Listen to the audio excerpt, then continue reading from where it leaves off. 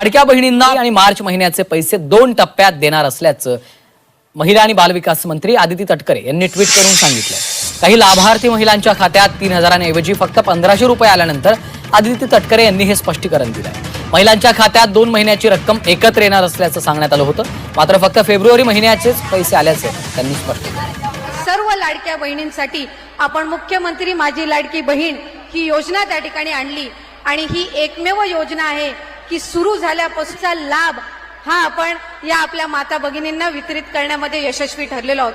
साहेब, आज देखत जवळपास 2,22,00,000 महिलांपर्यंत आपण मुख्यमंत्री माझी लाडकी बहीण या योजनेचा लाभ वितरित करू शकलेलो आहोत। आणि साधारणपणे काल आणि आज आम्ही 2 दिवस आधी ओवाळणीमध्ये आपण 3000चा सन्मान निधी आपण त्यांच्यासाठी उपलब्ध करून दिला। तशाच पद्धतीनं आपण 3000चा लाभ हा आमच्या सर्व लाडक्या बहिणींच्या अकाउंटमध्ये डीबीटीद्वारे उपलब्ध करून दिलेला आहे।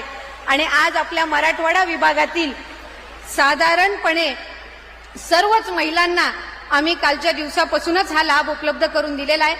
आज आपल्या छत्रपती संभाजीनगरमध्ये साधारणपणे 617 कोटी आपण या योजनेच्या अंतर्गत उपलब्ध करून दिलेले आहेत। आणि आजच्या या कार्यक्रमाच्या निमित्ताने जो दुसरा ऐतिहासिक निर्णय आणि खऱ्या अर्थानं महिलांना सक्षम करण्याचा आणि महिलांना सुरक्षित वातावरण देण्याच्या दृष्टिकोनातून महिला व बालविकास विभागाअंतर्गत आपण पिंक रिक्षा योजना आणली।